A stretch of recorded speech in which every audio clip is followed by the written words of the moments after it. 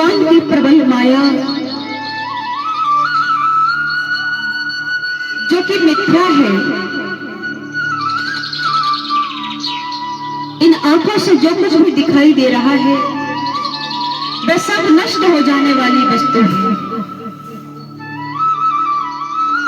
लेकिन इतना बड़ा प्रभाव है इस माया का जीव पर कि सब सत्य भासता है, सब यथार्थ लगता है और मनुष्य भगवान को याद ना करते हुए इस माया के प्रपंच में ही पड़ा रहता है।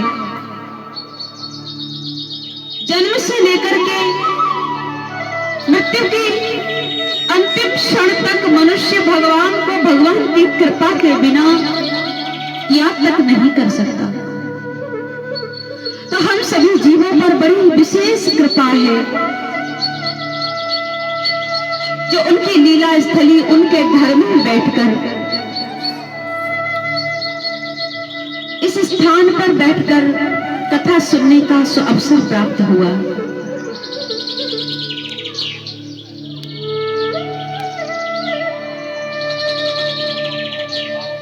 महाराष्ट्र में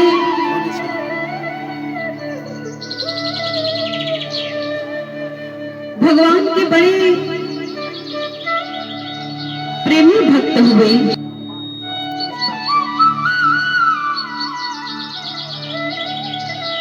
जिनके नाम राका और बाका हैं।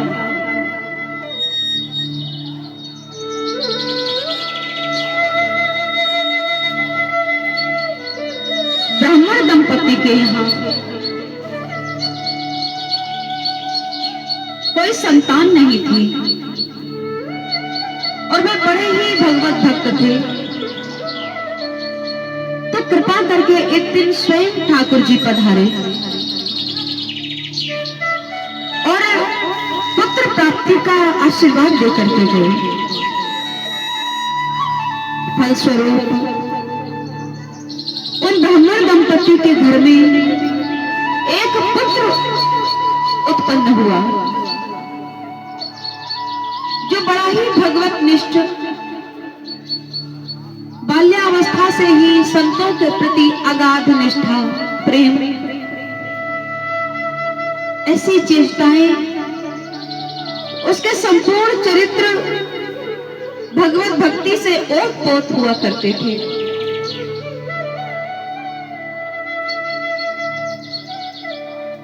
और वहीं से कुछ दूरी पर एक ब्राह्मण परिवार में एक कन्या उत्पन्न हुई, जिनका आगे चल के नाम बांका रखा गया। उनके घोर वैराग्य के कारण उस कन्या का नाम बांका पड़ा।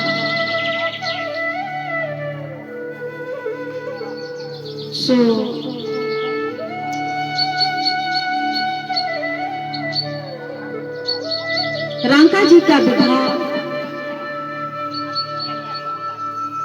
उन परम गुणवती साध्वी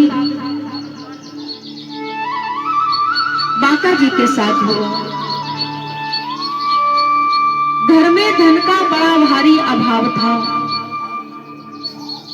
और दोनों पति पत्नी घोर वैराग्य से जीवन व्यतीत करते थे।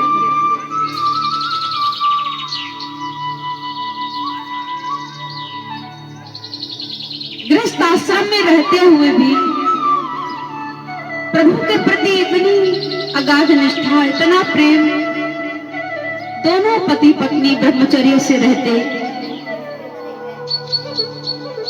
और भगवान की कृपा होती है भक्त पर। धन का बड़ा अभाव था,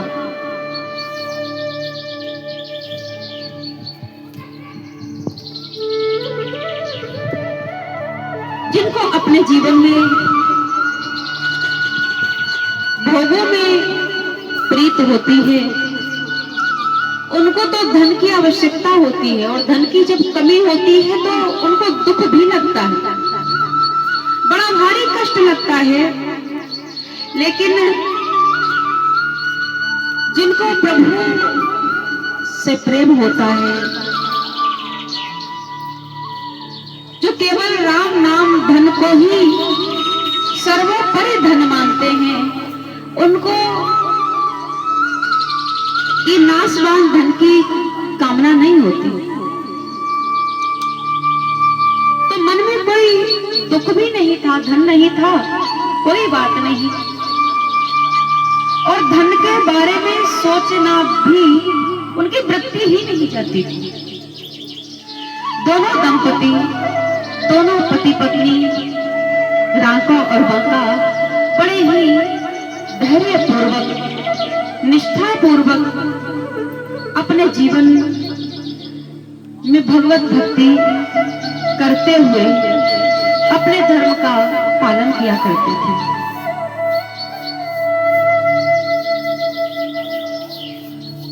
एक बार नामदेव जी महाराज ने भगवान पंढरीनाथ से कहा कि प्रभु, आपके परम भक्त ये रांका बांका जो दिव्य आत्माएं हैं, ये इतनी दृढ़ता से अपना जीवन जी रहे हैं, बेचारों के पास कोई सुविधा नहीं, कोई धन वैभव नहीं, मुझे बड़ा कष्ट लगता है। आप इनकी कुछ सहायता क्यों नहीं करते? पंढरीनाथ भगवान श्री नामदेव जी से कहने लगे, नामदेव, शायद आप नहीं जानते हो कि रांका और बांका दोनों मेरी आत्मा हैं। वो तो मेरे हृदय में बसते हैं, मैं उनके हृदय में बसता हूं।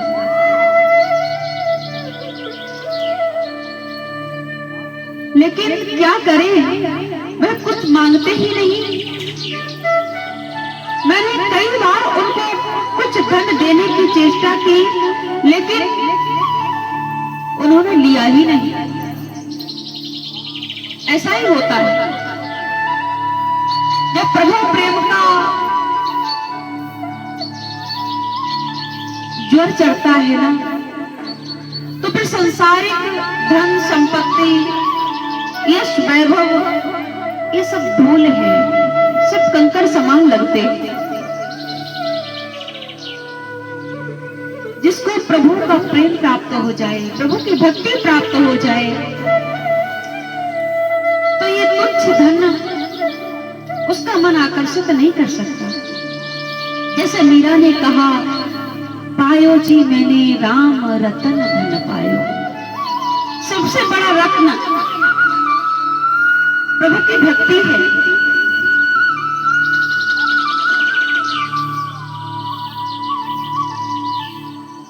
ये धन सबसे बड़ा धन है।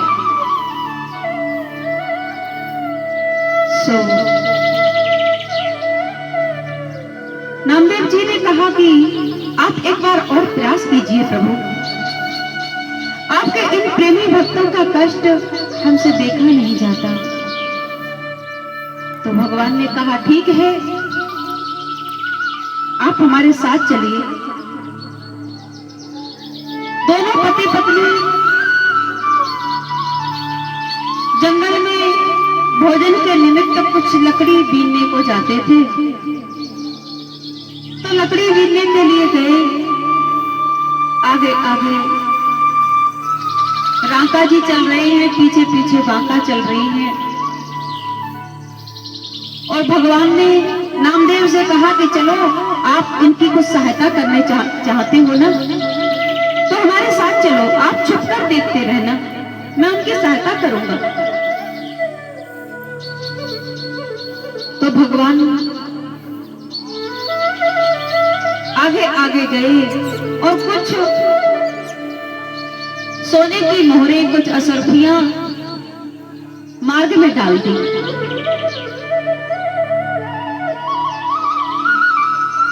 रांका जी आगे आगे चल रहे थे। देखिए वैराग्य, देखिए इन भक्तों का। आगे आगे चल रहे थे, देखा कि असरफियों का, सोने की असरफियों का ढेर लगा है। तो देख करके स्तब्ध रह गए। पीछे पत्नी आ रही थी, तो मन में भाव आया कि कहीं ऐसा ना हो कि बांका का मन इन असरफियों को देख करके विचलित हो जाए, भगवत भक्ति से कहीं हम लोग पथभ्रष्ट ना हो जाए, क्योंकि भक्ति में सबसे बड़ा दोष उत्पन्न करने के लिए ये धन है। धन में बहुत दोष होते हैं।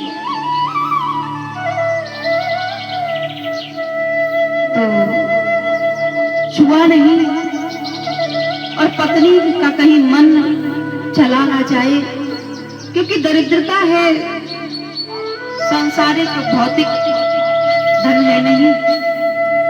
तो क्या करने लगे, वहीं से बालू उठाई, रेत उठाया और उन असरफियों को ढकने लगे। असरफियों को ढक दिया पीछे, तब तक बांका जी वहां पर आ गई। कहने लगे स्वामी क्या कर रहे हो, और देख भी लिया। तो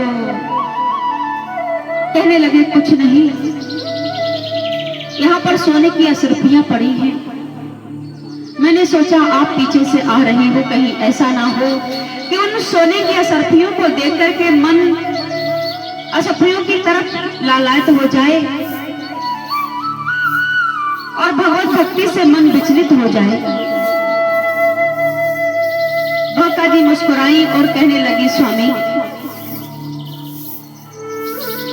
ये तो वही बात हुई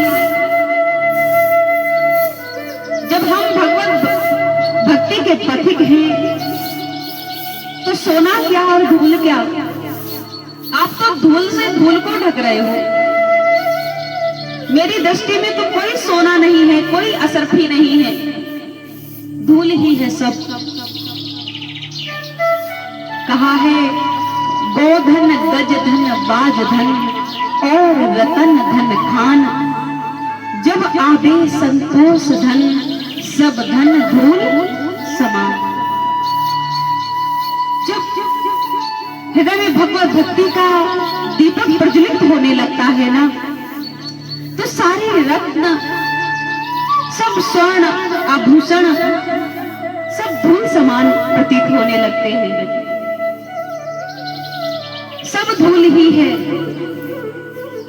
और जो भजन करने वाले हैं, जो भगवान भक्ति के पथिक हैं, उनके लिए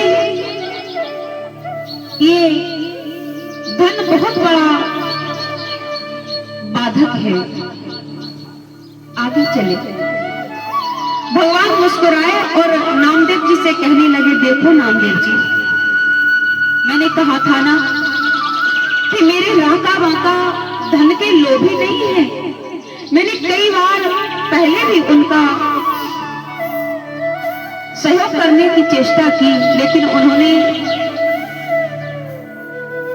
जीत मेरे भक्तों की ही हुई। उन्होंने ये साबित कर दिया कि किसी भी प्रकार का उनके हृदय में प्रलोभन नहीं है। चलो अब एक काम करते हैं, इन्होंने हमसे लिया हुआ धन तो लिया नहीं, अब इनके लिए जंगल में लकड़ी बटोर देते हैं। लकड़ी बीनने आए थे ना नाका माका, दोनों पति पत्नी बड़ा श्रम कर रहे हैं। चलो हम और तुम मिलकर के जंगल में अब जंगल से लकड़ियां इकट्ठी कर देते हैं, यही सहयोग कर देंगे भक्तों का। कितने दयालु है प्रभु। इस चरित्र को सुनकर स्पष्ट हो जाता है कि हमारे ठाकुर कितने दयालु थे। भगवान हर प्रकार से अपने भक्त के साथ है, हर प्रकार से अपने भक्त का सहयोग करना चाहते हैं। और मेरे प्रभु ने नामदेव जी के साथ में जंगल से लकड़ियां इकट्ठी की और बांध बांध करके गड्ढे रख दिए। ये दोनों दंपति जब पहुंचे पति पत्नी, तब देखा कि आज तो जंगल में लकड़ियां नहीं है, ये तो किसी दूसरे की है, कोई इकट्ठी करके चला गया है। चलो चलो देखो उस सोने का प्रभाव, देखो उसको हमने हाथों से छुआ नहीं,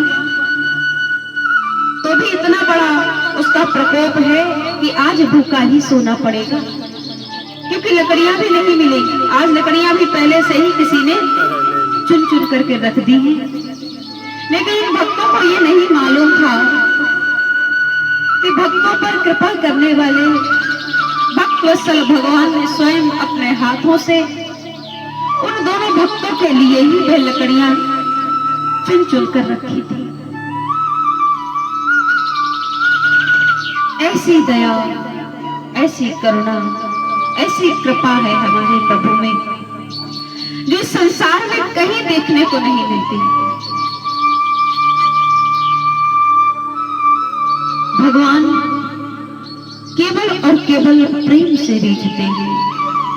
और प्रभु ने कहा नामदेव जी से, देखो नामदेव, मैंने तुमसे कहा था ना कि जीत मेरे भक्तों की होगी, उन्हें धन से कोई प्रलोभन नहीं है और उन्होंने छुआ भी नहीं। इस प्रकार नामदेव जी और भगवान अपने वास्तविक रूप में प्रकट हुए और दोनों पति पत्नी के सम्मुख नामदेव जी कहने लगे कि प्रभु, अब आप अपने मुख से कहो। राका वाका से जब आप अपने मुख से कहोगे तो आपकी बात को नहीं टालेंगे। भगवान ने कहा कि हम चाहते हैं कि आप कुछ लो। आप इतने साधारणतया अपने जीवन का यापन कर रहे हो, इतना श्रम कर रहे हो, आप कुछ धन ले लो। लेकिन इनकार कर दिया दोनों पति पत्नी ने। और नामदेव जी से तो थोड़ा अभद्र भाषा में भी बोले कि मूड फोड़ा। तो भगवान को दर दर भटका रहा है, लकड़ियां बिनवा रहा है, इनके सुकुमार अंगों को इस धूप में तपवा रहा है, तुझे शर्म नहीं आती? प्रभु ने कहा मुझे इसी में तो आनंद है। भगवान ने कहा है मैं भक्तन को दास, भक्त मेरे सिर मोर।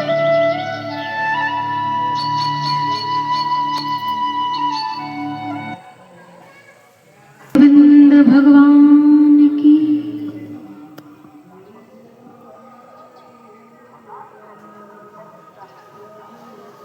सबसे ऊंची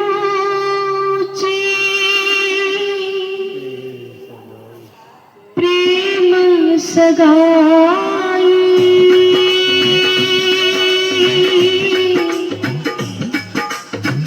सबसे ऊंची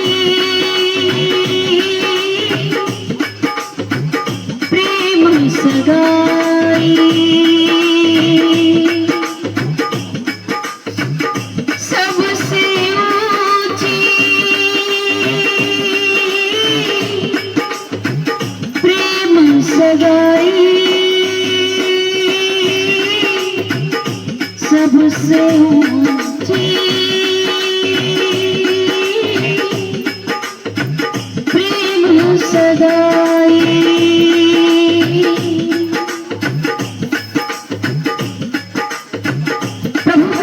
प्रेम प्रिय है और उन्होंने इस बात को चरितार्थ करके भी दिखाया है।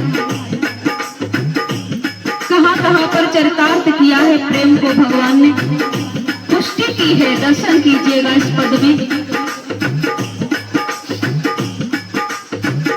राजसूयाज्ञ युधिष्ठिर दीना,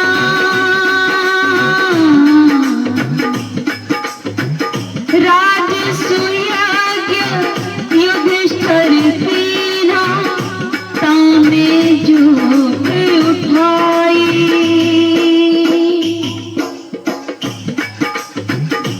महाराज युधिष्ठिर ने जब राजसूय यज्ञ किया था तब सबने अपने अपने कामों को बांट लिया था, लेकिन गोविंद ने कहा कि जिस समय ब्राह्मण भोजन करेंगे, जिस समय संत भोजन करेंगे, उनकी पत्तल उठाने का कार्य मैं करूंगा।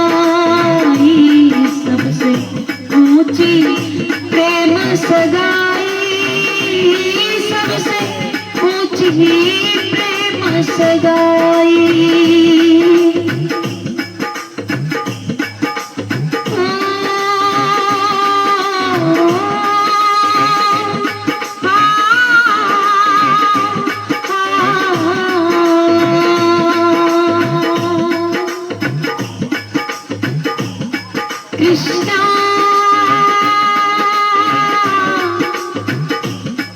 कृष्णा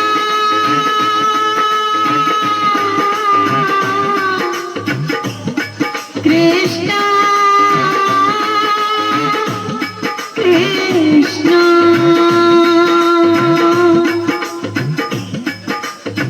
और भगवान शांति दूत बन करके आए, उस समय का भी दर्शन करिएगा।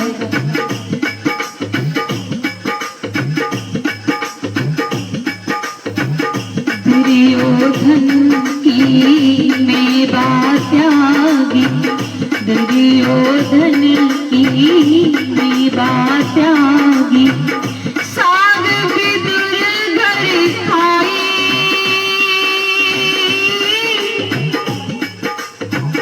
साग विदुर घर खाई, दुर्योधन की मेवा त्यागी, साग विदुर घर खाई,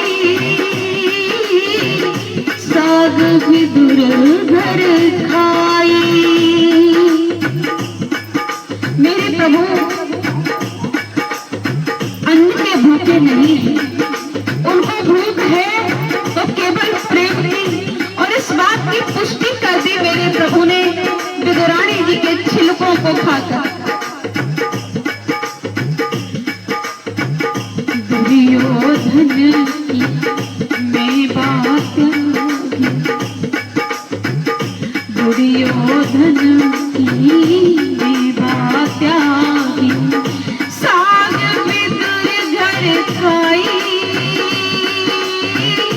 साग विदुर घर खाई, सबसे ऊंची प्रेम सगाई, सबसे ऊंची प्रेम सगाई, सबसे ऊंची प्रेम सगाई, सबसे ऊंची प्रेम सगाई।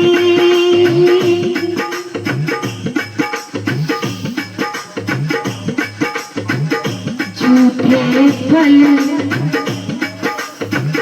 झूठे फल सबरी के खाए, झूठे फल सबरी के खाए, बहुविधि स्वाद बताई, बहुविधि स्वाद बताई। जो लोग जात पात कुल वर्ण की बात करते हैं, भगवान चरितार्थ करके दिखा रहे हैं मैया सबरी के झूठे फलों को खाकर, कि मुझे जात पात और कुल वर्ण से कोई प्रयोजन नहीं, भक्त जहां मुझे प्रेम से पुकारता है मैं वहीं बिक जाता हूँ। झूठे फल सबरी के खाए, झूठे फल सबरी के खाए, बहुविधि स्वाद बताई,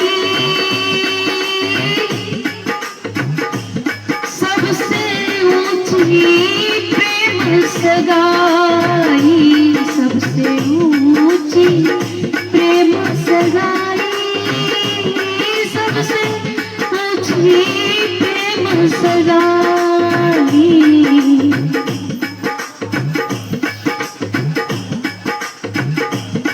कृष्णा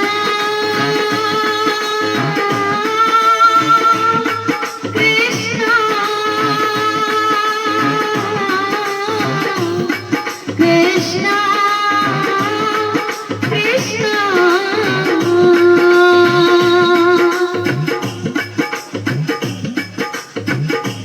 और महाभारत युद्ध में भगवान अर्जुन के सारथी बन जाते हैं।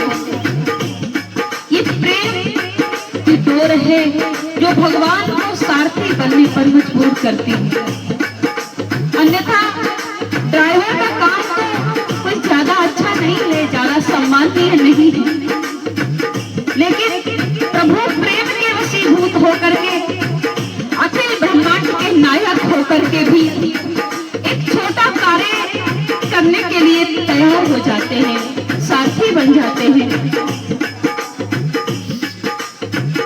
प्रेम के बस अर्जुन रथ क्यों, प्रेम के बस अर्जुन रथ क्यों, भूल गए ठकुराई, भूल गए ठकुराई।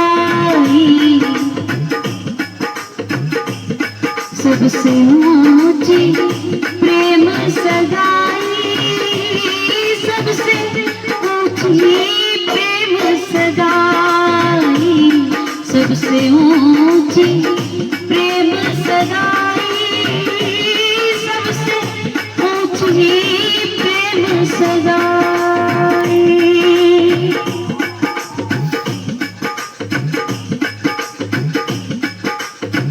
हरि बोल। और ऐसा भाव, ये ब्रज की महिमा, ब्रज गोपांगनाओं की महिमा सूरदास जी ने इस पद में कितनी सुंदर दर्शाई है। ऐसो प्रेम बढ़ो वृंदावन, ऐसो प्रेम बढ़ो वृंदावन, गोपिन नाच नचाई, गोपियन नाच नचाई, सूर क्रूर यही लायक नाही, सूर क्रूर यही लायक नाही, कहाँ लगी करो बड़ाई, कहाँ लगी करो बड़ाई। मेरे प्यारे में इतने गुण हैं, इतने गुण हैं कि इनके गुणों का बखान वाणी से परे है। केवल हृदय ही उनकी भक्त वत्सलता का अनुभव कर सकता है।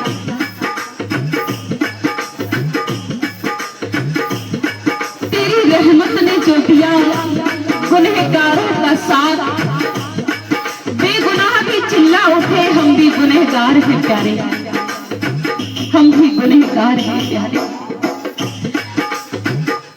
इतनी कृपा कटाक्ष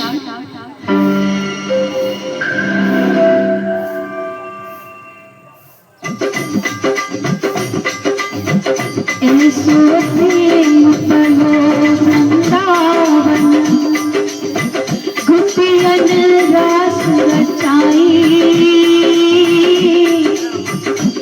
सबसे ऊंची प्रेम सगाई, सबसे ऊंची प्रेम सगाई, सबसे ऊंची प्रेम सगाई।